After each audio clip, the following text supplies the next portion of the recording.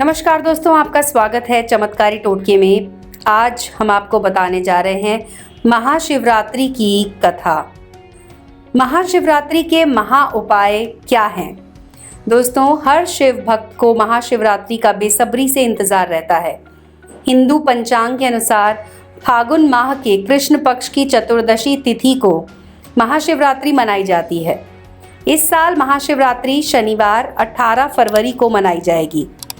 फागुन मास के कृष्ण पक्ष की चतुर्दशी तिथि का प्रारंभ 18 फरवरी को शाम 6:32 से होगा और इस तिथि का समापन 19 फरवरी संध्या 2:48 पर होगा। महाशिवरात्रि की पूजा रात्रि के समय की जाती है, इसलिए शिवरात्रि व्रत ज्योतिष पंचांग के अनुसार प्रथम प्रहर की पूजा शाम 6:21 से प्रारंभ होगी और इसका समापन सुबह के 7 बजे होगा। निशिता पूजा का समय मध्यरात्रि 12:02 से 12:47 तक रहेगा। दोस्तों, महाशिवरात्रि का महत्व इसलिए है क्योंकि ये शिव और शक्ति के मिलन की रात है। क्या आप जानते हैं महाशिवरात्रि क्यों मनाई जाती है? पौराणिक कथाओं के अनुसार महाशिवरात्रि के दिन शिवजी पहली बार प्रकट हुए थे। शिव का प्राकट्य ज्योतिर्लिंग यानी कि अग्नि के शिवलिंग के रूप में था। ऐसा शिवलिंग जिसका ना तो आदि था और ना अंत। बताया जाता है कि शिवलिंग का पता लगाने के लिए ब्रह्मा जी हंस के रूप में शिवलिंग के सबसे ऊपरी भाग को देखने की कोशिश कर रहे थे, लेकिन वो सफल नहीं हो पाए। उस शिवलिंग के सबसे ऊपरी भाग तक पहुंच ही नहीं पाए। दूसरी ओर भगवान विष्णु भी वराह का रूप लेकर शिवलिंग के आधार को ढूंढ रहे थे, लेकिन उन्हें भी आधार नहीं मिला। एक और कथा ये भी है कि महाशिवरात्रि के दिन ही शिवलिंग विभिन्न 64 जगहों पर प्रकट हुआ। उनमें से हमें केवल 12 जगहों के नाम पता हैं। इन्हें हम 12 ज्योतिर्लिंग के नाम से जानते हैं। महाशिवरात्रि के दिन उज्जैन के महाकालेश्वर मंदिर में लोग दीप स्तंभ लगाते हैं। दीप स्तंभ इसलिए ताकि लोग शिवजी के अग्नि वाले अनंत लिंग का अनुभव कर सकें। ये जो मूर्ति है उसका नाम लिंगोभव यानी कि जो लिंग से प्रकट हुए, ऐसा लिंग जिसका ना तो आदि था और ना ही अंत। महाशिवरात्रि को पूरी रात शिव भक्त अपने आराध्य का जागरण करते हैं। शिव भक्त इस दिन शिवजी की शादी का उत्सव मनाते हैं। मान्यता है कि महाशिवरात्रि को शिवजी के साथ शक्ति की शादी हुई। इसी दिन शिवजी ने वैराग्य जीवन छोड़कर गृहस्थ जीवन में प्रवेश किया था। शिव जो वैरागी थे वो गृहस्थ बन गए। माना जाता है कि शिवरात्रि के 15 दिन बाद होली का त्योहार मनाने के पीछे भी ये कारण है। अब बात करते हैं कि शिवरात्रि पर शिवजी को ऐसा क्या चढ़ाएं कि शिवजी आपकी मनोकामना शीघ्र पूरी करें। जैसा कि आप जानते हैं, भोलेनाथ इतने भोले हैं कि श्रद्धा पूर्वक केवल 1 लोटा जल और बेलपत्र चढ़ाने से ही प्रसन्न हो जाते हैं।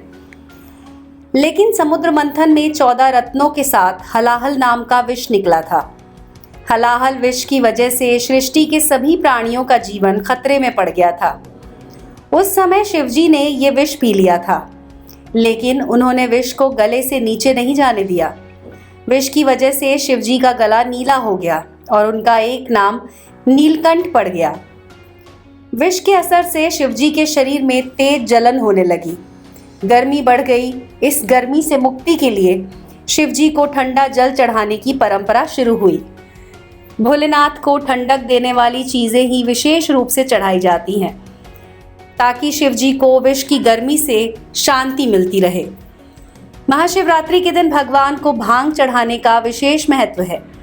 ऐसी मान्यता है कि भांग भगवान शिव को बेहद प्रिय है। महाशिवरात्रि के मौके पर भांग भोलेनाथ को चढ़ाकर प्रसाद के रूप में उसका सेवन किया जाता है। यही नहीं, अगर आपकी शादी में अड़चनें आ रही हैं, वैवाहिक जीवन में तनाव है, तो शिवरात्रि के दिन आप ये उपाय ज़रूर करें। अगर आप शिवलिंग पर कच्चे चावल चढ़ाते हैं तो आपके घर में कभी भी धन की कमी नहीं होगी। चावल चढ़ाने के लिए आपको कुछ बातों का ध्यान रखना होगा। कभी भी शिवलिंग पर कच्चे चावल ना चढ़ाएं। खास तौर पर खास तौर पर शिवरात्रि के दिन शिवलिंग पर अगर चावल चढ़ा रहे हैं तो उसमें कुमकुम मिला दें।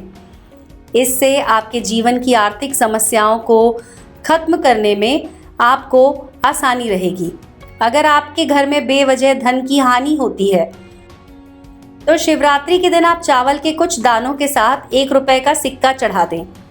अगर आपको अपनी किसी इच्छा की पूर्ति की चाह है तो महाशिवरात्रि के दिन भगवान शिव को उनका प्रिय बेलपत्र चढ़ा दें। शिव जी को अगर आप 11 बेलपत्र चढ़ाएंगी तो आपकी समस्त कामनाओं की पूर्ति होगी। बेलपत्र अर्पित करते समय ध्यान रखें कि इसकी पत्तियां कहीं से भी कटी फटी ना हो। अगर आप इस दिन गाय या बैल को हरा चारा खिलाएंगी तो भी आपको लाभ होगा। अगर आपकी कुंडली में ग्रह दोष है और स्थिति कमजोर है तो आपको कई नुकसान झेलने पड़ सकते हैं, जैसे आपको नौकरी में उतार चढ़ाव देखने को मिलेंगे। महाशिवरात्रि के दिन अगर आप शिवलिंग का जल से अभिषेक करें और ओम नमः शिवाय का मंत्र 108 बार जाप करें तो आपकी नौकरी में आने वाली बाधाएं दूर हो जाएंगी।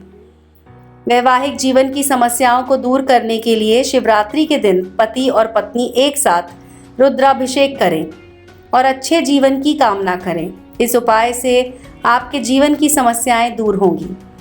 साथ ही अगर आपकी शादी में देरी हो रही है तो माता पार्वती को लाल चुनरी और सिंदूर चढ़ाएं। अगर आपकी शादी हो चुकी है तो माता गौरी को सिंदूर में से जो आपने सिंदूर चढ़ाया है उस सिंदूर में से थोड़ा सा अलग निकाल लें और इसे नियमित रूप से अपनी मांग में लगाएं। पति की आयु लंबी होगी और वैवाहिक जीवन सुखमय होगा। अगर आप सेहतमंद बने रहना चाहते हैं तो महाशिवरात्रि के दिन शिवलिंग पर दूध का अभिषेक करें। शिवलिंग पर दूध चढ़ाने से महाशिवरात्रि पर भगवान शिव की कृपा होती है और अच्छी सेहत का वरदान मिलता है। ध्यान रखें कि कभी भी तांबे के पात्र से शिवलिंग पर दूध ना चढ़ाएं। कुछ लोगों का मानना है कि विधि विधान के साथ पूजा करने के बावजूद उन्हें फल नहीं मिलता, क्योंकि पूजा के समय वो लोग ऐसी गलतियां कर देते हैं। खास तौर पर जब शिवलिंग की पूजा करें तो कौन सी गलतियां नहीं करनी चाहिए। अक्सर घरों में देखा गया है कि अनजाने में तुलसी पत्ता तोड़कर शिवलिंग पर चढ़ा देते हैं। बता दें, तुलसी के पत्तों को शिवलिंग पर कभी नहीं चढ़ाना चाहिए। ऐसा करने से पूजा का फल नहीं मिलता। कितनी ही बड़ी पूजा क्यों ना हो, नारियल का इस्तेमाल हर जगह होता है। इसलिए कई बार लोग अनजाने में शिवलिंग पर नारियल चढ़ा देते हैं। नारियल देवी लक्ष्मी का प्रतीक है और लक्ष्मी का संबंध भगवान विष्णु से है। शिवलिंग पर भूल कर भी नारियल का जल या नारियल का उपयोग ना करें। और शिव पुराण के अनुसार भगवान शिव की पूजा में केतकी के फूलों का प्रयोग नहीं करना चाहिए। केतकी को मिले श्राप के कारण उसे शिवलिंग पर कभी नहीं चढ़ाया जाता। तो अगर आप भी इन बातों को ध्यान रखेंगे तो इस महाशिवरात्रि आपको आपकी मनचाही इच्छा पूरी करने में मदद मिलेगी।